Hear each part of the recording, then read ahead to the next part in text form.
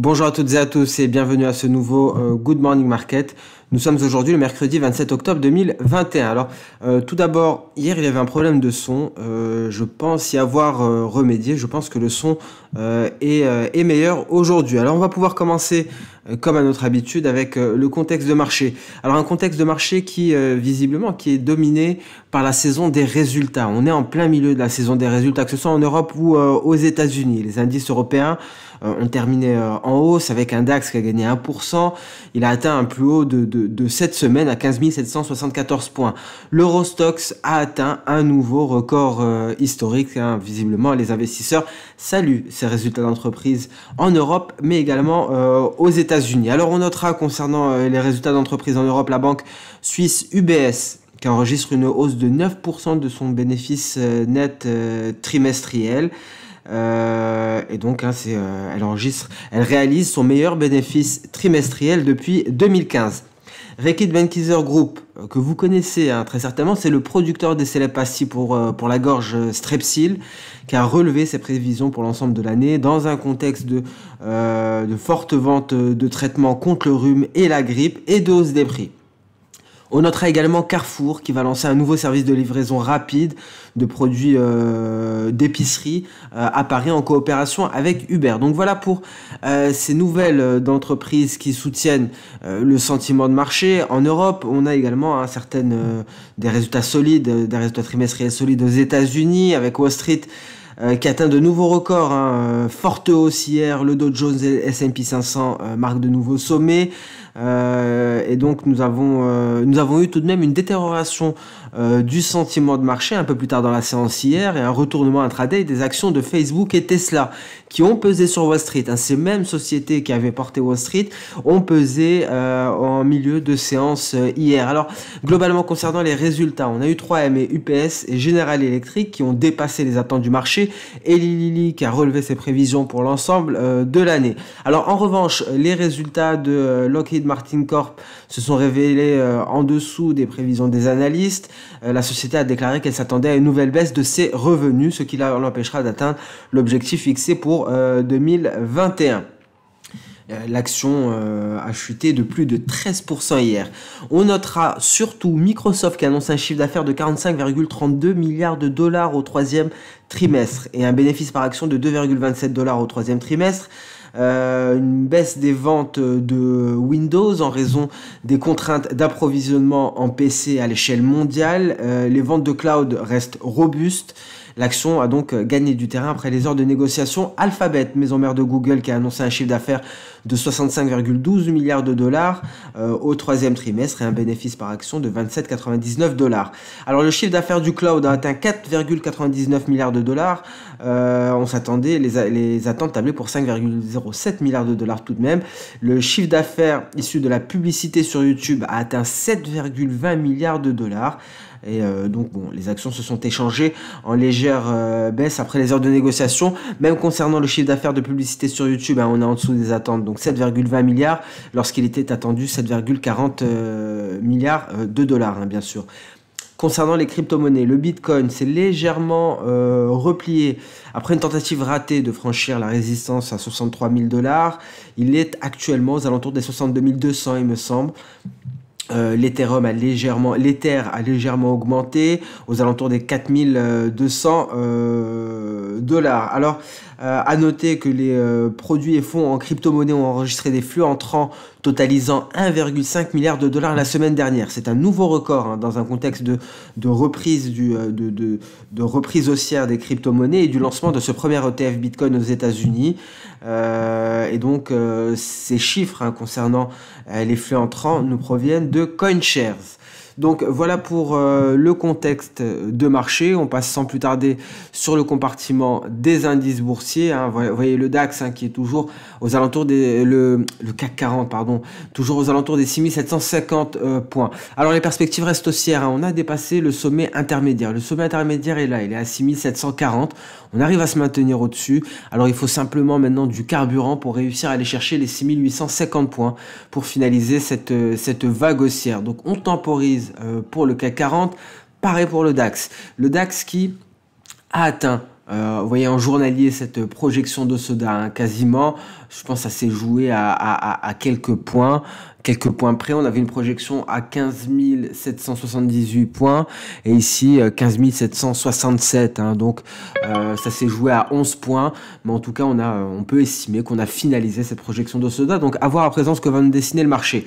Alors soit on a un léger repli ici, et ça me semble fort probable, on marque une légère pause pour aller chercher les 15 680 environ, 15 650, on passe sous les 15 600 brièvement, et peut-être après une reprise, ça correspondrait à une Chikou Span, à une lagging span qui vient tester le haut de nuage avant de repartir à la hausse. Et là, effectivement, on pourrait s'installer au-dessus des 15 780 points pour aller chercher le précédent record. En tout cas, belle performance du DAX hier, vous voyez en données intraday. Ici, c'est notre nuage journalier, hein, je vous le rappelle, en rose. Le nuage H4 est en gris. Donc, on a eu cette sortie du nuage par le haut. Et donc à présent, il faut un nouveau catalyseur, hein, pour espérer permettre au DAX d'aller chercher ici le seuil psychologique des 16 000 points. C'est la cible haussière pour le DAX. Le Nasdaq, vous voyez ici, hein, hier le Nasdaq est allé chercher quand même un record, hein, avant de se replier. On en a parlé, il y a eu un retournement intraday. Concrètement, ceux qui avaient porté le Nasdaq à la hausse et le S&P 500 également se sont retournés hier et donc clôture légèrement dans le rouge pour le futur Nasdaq qui repart de plus belle aujourd'hui. Vous voyez ici les 15 700 points testés, retour à la Tenkan et donc à présent on attend peut-être un nouveau départ. En tout cas on a une projection d'Osoda à présent, hein. On venait d'en franchir une ancienne et à présent nous avons une nouvelle, hein. Voilà la précédente et on peut s'intéresser à la nouvelle. À présent peut-être un record à 15 900 points. C'est ce que nous procurent les projections d'Osoda à l'heure actuelle. Peut-être nouveau record historique. On en avait parlé hier, on s'était dit on est sur des records très bientôt et quelles sont les possibilités, on en parle assez souvent, les projections d'Osoda et les retracements externes de Fibonacci. Il y a d'autres possibilités bien sûr, hein, si vous en connaissez une autre et que vous voulez l'échanger avec nous, la partager avec nous, pardon, n'hésitez pas à nous le dire en commentaire. En données H1, pas grand chose, vous voyez S&P 500 sur des records, il n'y a rien à dire, on est sur le retracement externe de 261,8%, hein. Il faut descendre assez bas pour retrouver le repli et donc peut-être qu'à présent on pourrait éventuellement, ici ça va être pour avoir plus de niveaux, on va s'intéresser prochainement à un autre retracement, hein, de Fibonacci. Celui-ci commence à dater, même si vous le voyez les niveaux fonctionnent toujours. Donc ici on a les 4627, c'est un retracement externe à 127,2%. Vous voyez, c'est très simple, hein, les retracements de Fibonacci, et ça marche très très bien. J'ai mesuré l'amplitude du précédent mouvement baissier, un mouvement baissier qui a été retracé à 100%, hein, à partir du moment où on a atteint les 4550 points. Et donc à présent, on retrace plus de 100%. Et quel est le prochain retracement externe? Ce sont les 127,2%. Le Dow Jones à présent, excusez-moi. Alors le Dow Jones, vous voyez, on est sur la projection d'Osoda. Alors on est en train de buter à présent ici, 35 700 points. Comme on le disait hier, soit on marque une pause, hein, une petite légère consolidation avant de repartir, ou peut-être former une figure de retournement. En tout cas, un niveau assez difficile, hein, visiblement à franchir. Ces derniers remparts avant le retracement à 161,8%. Là aussi d'ailleurs, hein, vous me direz, hein, qu'on peut effectivement s'intéresser à un autre retracement de Fibonacci pour avoir plus de niveaux. On est sur des records. Maintenant, on essaye d'ajuster ces retracements, on essaye d'ajuster ces projections d'Osoda pour avoir des cibles. On en a une, c'est un seuil psychologique, pratiquement ce sont les 36 000 points. Vous voyez, hein, comment on fait, c'est assez simple. On prend la mesure du dernier mouvement qui a déjà été retracé dans sa totalité depuis qu'on a atteint ce niveau. Maintenant, le tout est d'aller chercher les 127,2%. Dow Jones en données H4, ça ne nous rapporte pas grand-chose de plus. On passe sur les crypto-monnaies. Alors, concrètement, il ne s'est pas passé grand-chose. Voilà, c'est ce que je voulais vous montrer, c'est sur le Bitcoin. Il ne s'est pas passé grand-chose dernièrement sur les autres crypto-monnaies, mais le Bitcoin nous montre une configuration en données intraday. Vous l'avez vu, mais ici, vous voyez, on a marqué un nouveau record historique. C'était la projection d'Osoda. On s'est replié après. On est en Tenkan et Kijun. Alors, que va nous faire le marché? Deux scénarios. Soit on casse les 60 000 $, et là, c'est un scénario baissier qui confirmerait une figure que l'on verra en intraday. Soit on repart de plus belle pour poursuivre le bull run.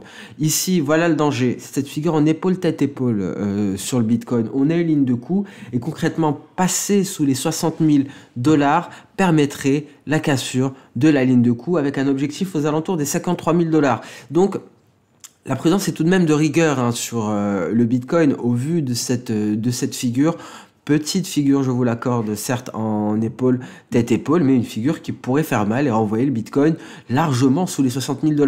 On tient les 60 000 $ pour le moment, c'est la condition à une poursuite du bull run, mais en cas de cassure des 60 000 $, direction les 53 000.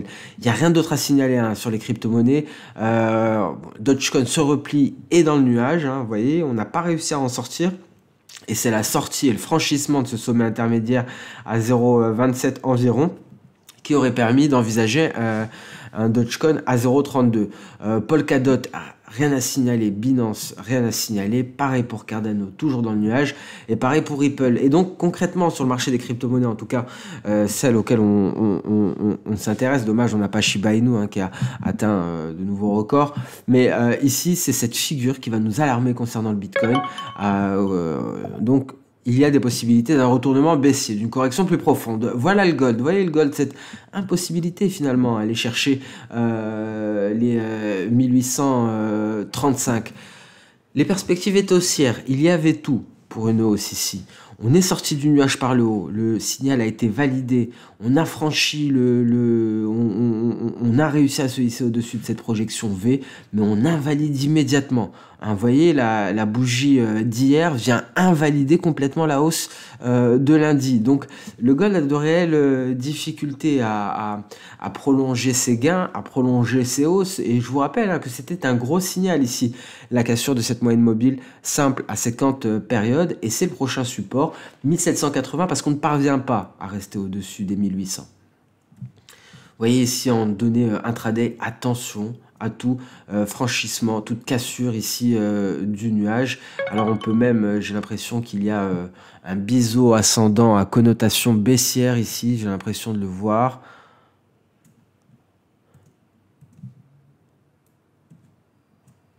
Donc il faut rester prudent ici.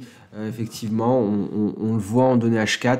Attention parce que ce genre de figure, on en sort par le bas. C'est un biseau donc ascendant. Et on pourrait, donc si on venait casser ici la borne inférieure, un repli donc pourrait prendre forme et ça correspondrait à un franchissement du nuage ici. Donc on reste prudent parce qu'on pourrait assister à un retour en direction des 1720 $ l'once, donc sur le gold qui ne parvient pas à confirmer la dynamique haussière. Le pétrole WTI, lui, se replie quelque peu aujourd'hui. On reste scotché aux alentours de ces niveaux, légèrement au-dessus, entre les 83,50 voire les 84 $.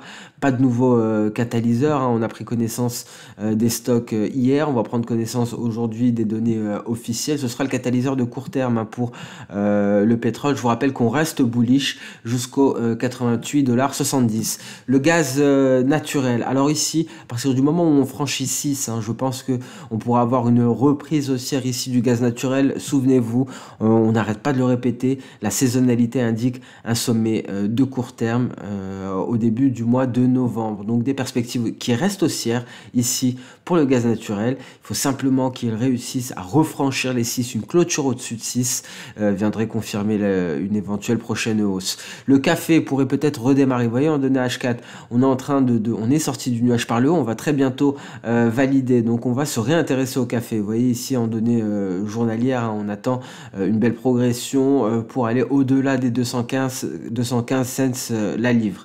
Le copper, toujours rien, on est aux alentours des 10 000 $, on est en train d'osciller avec 10 500 on va dire et 9 700, une large zone ici. d'incertitude, mais en tout cas on garde en tête cet objectif de 10 714. Alors concernant le blé, il y a eu une petite accélération haussière, on se replie à présent, toujours rien à signaler, mais on garde un œil sur le blé. Je vous rappelle qu'on a des perspectives haussières, on attend le blé en hausse très prochainement. Le billet vert à présent qui poursuit sa petite remontée mais fait face au 93 900, il ne parvient pas à se hisser au-dessus de 94. Ici on est dans le nuage, hein, souvenez-vous, il faut en sortir par le haut pour confirmer les perspectives haussières. Donc l'euro-dollar est toujours en train de stagner aux alentours des 1,16. Je vous rappelle qu'on est bearish sur l'euro-dollar et qu'on attend peut-être un objectif à 1,14. Voyez ici l'euro-dollar en données H4. On est dans le nuage, on est sur le point de sortir par le bas du nuage, ce qui pourrait donc annoncer une prochaine baisse. GBP USD, ça n'a pas bougé. USD CAD, on remonte pas à pas, une remontée incertaine pour le moment. Je vous rappelle qu'on a un objectif à 1,2143, on en a déjà parlé. Figure en épaule, tête, épaule, on a cassé la ligne de coup, on a réalisé déjà plus de la moitié, hein, de l'objectif. Et donc une cassure des 1,2330 permettrait une poursuite baissière. GBP/NZD, on tient bon sur support. USD-Yen, alors on est haussier sur l'USD-Yen. En revanche, il faudrait une sortie du nuage en données H4. Vous voyez, si on parvient à la sortie du nuage en données H4, on peut aller chercher ici les 115. Alors qu'en est-il de l'USD-Yen en données journalières? Très rapidement, vous voyez ici la configuration. On a eu une très belle hausse depuis la sortie du nuage par le haut. Alors je vais essayer quand même d'arranger un petit peu ce graphique. On a eu une très belle hausse ici depuis la sortie du nuage par le haut. On a atteint une projection d'Osoda qu'on a surpassée. On prend appui dessus. Maintenant, on attend une nouvelle dynamique haussière qui nous permettrait d'aller rallier le seuil psychologique à 115. AUD-USD, pas grand-chose. GBP-Yen soutenu par le nuage. Très belle hausse du GBP-Yen. Je sais que certains d'entre vous étaient à l'achat depuis un certain moment. J'espère que vous avez gardé d'ailleurs cette position sur le GBP-Yen. Et un petit coup d'œil à Tesla. Vous voyez, Tesla qui a marqué des records, un nouveau record historique. Vous voyez ce retournement baissier de Tesla. Alors ça n'a rien à voir avec le marché d'échange, excusez-moi, mais j'avais ouvert ce graphique à ce niveau-là. Assez impressionnant la manière dont Tesla a réussi à se hisser au-dessus des 1000. Vous voyez, on était dans une légère zone de consolidation. On en est sorti par le haut et là, on est allé marquer un nouveau record historique. Très belle hausse de Tesla.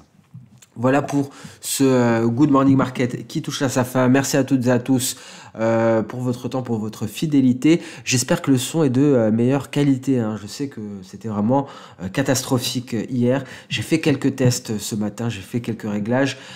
Ça devrait convenir. Je vais essayer de peaufiner davantage. Je sais que c'est très désagréable d'avoir un son de mauvaise qualité. Donc je continue de faire de mon mieux pour que l'on ait un son au top.